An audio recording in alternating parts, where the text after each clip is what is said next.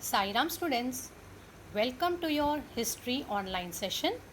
Children, today I will start with part 4 of history lesson number 2, historiography, Indian tradition.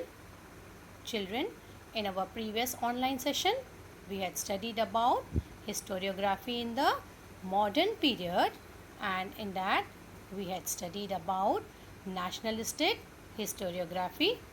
Let us have a quick recap about nationalistic historiography. Nationalistic writings in Maharashtra were inspired by Vishnu Shastri Chiplunkar. This we had covered in our previous online class. And also about the contribution of V.K. Rajwade to historiography. Now children, you all had learned he had compiled and edited 22 volumes of Marathyansa Itihasachi Sadhane. He had compiled and edited 22 volumes, and he had a firm opinion that we should write our own history. And children, nationalistic historiography, it had also triggered the Indian independence movement against the Britishers, and in that V. Savarkar's book The Indian War of Independence 1857 is of great importance. And nationalistic historiography, it also provided a momentum to regional histories too. So children, this we had already completed in our previous online session. Now we will start today with historiography in the post-independence era. Now post-independence means after we got our freedom, that is the post-independence era. Children, previously, basically if you had seen, we had learned about dynastic histories. Now dynastic histories means histories about the great kings, like for example we had learnt about the Maratha Empire, the Mughal Empire. So previously if we had seen, the histories were written about the dynasty. But now along with dynastic history, social, economical, political and even the cultural history is written. That now the history writing has changed. Okay, now we had started writing about the women's, about the science, okay, about sports. So we had now started writing about history of all these aspects. So now the scholars, they began to feel that we should write about the various communities, about the political ideologies, then cultural life. So everything should be included in writing about history of these things. So therefore let us now learn that what is written in historiography in the post-independence era. Now children, the historiography of this post-independence era has been influenced mainly by three ideological schools. The first is Marxist history, subaltern history and feminist history. Now let us learn about detail of these three ideological schools. The first is Marxist history. Now children, in our first lesson we had studied about Karl Marx. Now Karl Marx, he was a German thinker, and according to him, society is divided into haves and have-nots. Now these haves are the ones who own the means of production, and have-nots are the poor people who are exploited. So because of this, what had happened? There's a gap between the rich and the poor, which leads to class struggle. We had learnt about this in our first lesson, right, about Karl Marx. So this Marxist historians, they are the supporters of Karl Marx. Okay, so their writings are influenced by Karl Marx. So they feel that history should be written about these people, that is about have-nots. Who are these have-nots? Have-nots are the ones, those who are exploited by the rich people. That is, as I told you, the society is divided into rich and poor, wherein the haves, they have the They own the means of production. They are the rich people. So there's a bridge, or you can say a gap between the rich and the poor. So in Marxist history, the concern for the means of production, modes of production, and the industrial relations were the center in the writings of Marxist historians. Now, means of production means, children, for example, if I give you land, capital, so that is a means of production. So this will be owned by basically those who are rich. Yes, so to have a land, basically the land, if you see, all the rich people can afford. If it is by a farmer, then naturally agriculture will be practiced, or suppose it's an industry. So it depends. So what will be done on that land? So the means of production, modes of production, whether it will be agricultural land or whether it will be an industry will be set up. So it depends upon who owns the means of production. And industrial relations, so these were at the center in writing of Marxist historians. So these Marxist historians, they were influenced by Karl Marx. Okay. Now accordingly, to analyze the impact of every social event of significance had remained the basic theme of Marxist historiography. So these these people, these historians, they had analyzed the impact, that what is the effect of every social event of importance. Social event of significance means social event of importance. That is the basic theme of Marxist historiography.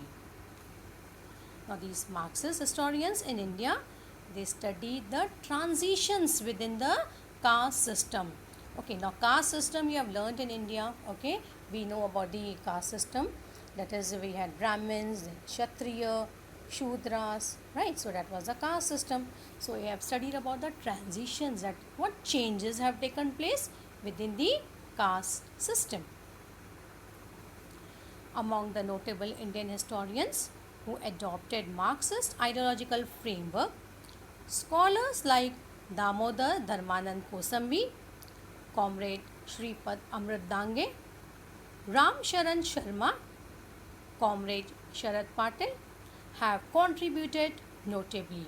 So these are the Marxist historians. Okay, they had supported Karl Marx ideologies. Okay, so let us learn about these scholars. Let us revise about these scholars once again. Damodar Dharmanand Kosambi, Comrade Shripad Amrit Dange, Ram Sharan Sharma, Comrade Sharad Patil have contributed notably. Yes, have a look at this picture. It's a picture of Damodar Dharmanand Kosambi. Okay. Now, let us learn about Comrade Shripad Amrit Dange. Now children, comrade here is basically a designation which is given. Now comrade, because he was Shripad Amrit Dange, he was the founder member of the Communist Party of India. So he has been given this designation as comrade. So let us learn about Comrade Shripad Amrit Dange. He was a founder member of Indian Communist Party. So who was Comrade Dange? He was the founder member of, he was one of the founder members of the Indian Communist Party. And he has written the book Primitive Communism to Slavery. That is a book written by Comrade Dange, and he represents Marxist historiography. Okay, so Primitive Communism to Slavery, this is a book written by Comrade Dange, and it represents Marxist historiography. Have a look at this. Okay, it is this India from Primitive Communism to Slavery is written by Shripad Amrit Dange. So children, we learnt about the historians who had adopted the Marxist ideological framework. Okay, now let us proceed further now children.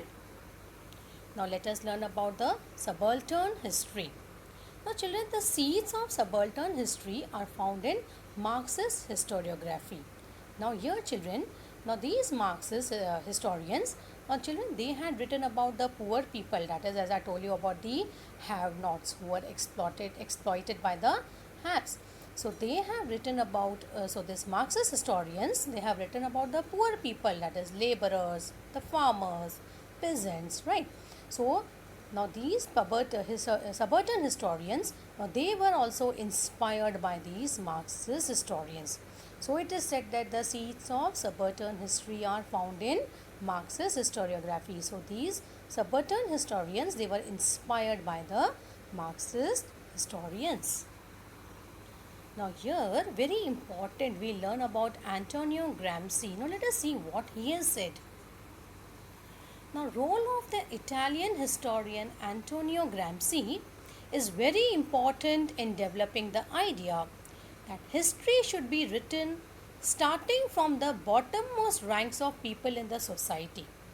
Now, what has Antonio Gramsci said? Now, he was an Italian historian. Now, here he has said very important thing that history should be written starting from the bottommost ranks of people in the society. In fact, subaltern means the bottommost ranks, very poor people, okay, weaker section of the society. So he has said that subaltern means bottommost ranks. So history should be written taking into account about these people, that is the bottommost ranks. Now children, folklore has been considered as a very important source of writing subaltern histories. So what is important source here? Now children, for writing history, we require some authentic source, yes. So folklore has been considered as a very important source of writing subaltern histories. Now children, what is this folklore? Now children, folklore is basically the traditional stories and culture of a group of people. So folklore is very important source of writing subaltern histories. Now children, let us learn about Ranjit Guha. Ranjit Guha, an Indian historian, he had played a major role in establishing subaltern history as an important academic school of historiography. So he had played a very important role in establishing subaltern history as an important academic school of historiography. However, children, we may point out that before the onset of the subaltern ideology, similar thoughts were expressed by Mahatma Jyotirao Phule and Dr. Baba Saheb Ambedkar. Now children, let us learn about these great personalities, Mahatma Jyotirao Phule and Dr. Baba Saheb Ambedkar. Children, Mahatma Jyotirao Phule, he was well known for his efforts in educating women and lower caste people. Yes, we had learnt about Mahatma Jyotirao Phule. He and his wife, they were the pioneers of educating women. Okay, he has also started first girls school in Pune. Yes, so he had worked for the education of women. Okay, so very important, we should learn about Mahatma Jyotirao Phule. Now Mahatma Phule, he unfolded the history of the Shudra Atishudra communities in his book Gulamgiri. Now he has opened up, okay, unfolded means he has opened up, or you can say he has spread out the history of Shudra Atishudra communities in his book Gulamgiri. So which is a book written by Mahatma Phule? Gulamgiri is a book written by him. Now here Mahatma Phule, he drew attention to the exploitation of women, Shudras and Atishudras done under the name of religion. That is, Shudra and Atishudra, they are the untouchables. Okay, so he drew attention towards the exploitation of women, Shudra and Atishudra done under the name of religion. So Mahatma Phule had written a book Gulamgiri, and he also wanted the people to know about the exploitation which is being carried about women, Shudra, Ati Shudra, in the name of religion. The term Shudra and Ati Shudra indicates the bottommost ranks in the caste system. That is, we can say untouchables. Okay, so the caste system, we all, as I told you, there were different castes in India: Brahmin, Kshatriya, Vaishya, then we had Shudra, that is untouchables. So the term Shudra and Ati Shudra, what do they indicate? Bottommost ranks in the caste system. Now children, one more important thing in this subaltern history, the role of people belonging to Dalit caste is very significant in shaping of various cultural and political aspects of India. Now children, these Dalits, now these also were basically belonging to that bottommost ranks.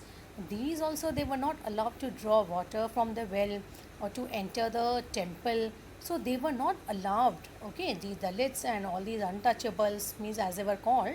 So the role of people belonging to Dalit caste is very important in shaping of various cultural and political aspects of India.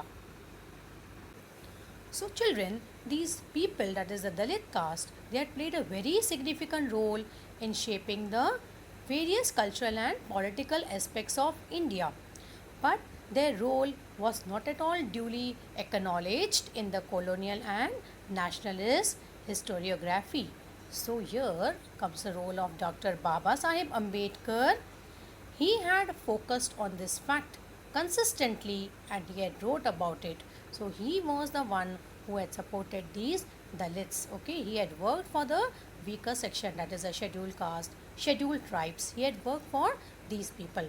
So Dr. Baba Sahib Ambedkar, he focused on that fact consistently and he had written about it. Two of his books he has written, that is Who Were the Shudras and The Untouchables, may be cited as examples of history of subaltern type. So two books were written by Dr. Baba Sahib Ambedkar. One was Who Were the Shudras and the Untouchables. So he was the one, as I told you, he had worked a lot for these Dalits, for these untouchables. Okay, that is a scheduled caste, scheduled tribes. Even these people should be having the right to education. They should not be deprived of anything. So which were the two books written by Dr. Baba Sahib Ambedkar? Who Were the Shudras and the Untouchables. So they may be cited as an examples of history of subaltern type. So have a look at this. The Untouchables, it was written by Dr. Baba Sahib Ambedkar. That is the Untouchables. Who were they and why they became untouchables? Then who were the Shudras? That is again, this book was written by Dr. Baba Sahib Ambedkar.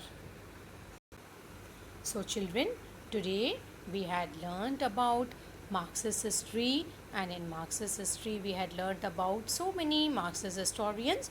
They were the supporters of Karl Marx ideologies, okay, and they used to write about the poor people. Then we had learned about the subaltern history. Subaltern means the bottommost ranks, that is the very poor people, okay, the lower caste, scheduled tribes, all these, okay. So we had learnt about the subaltern history, then Mahatma Phule's role, Dr. Baba Sahib Ambedkar, how he had worked for this Dalit people, that is the weaker sections of the society. Even they should have a place in society, okay. So children, I will continue this chapter in the next class. In next class we will learn about feminist history. Thank you, my dear students. Have a good day.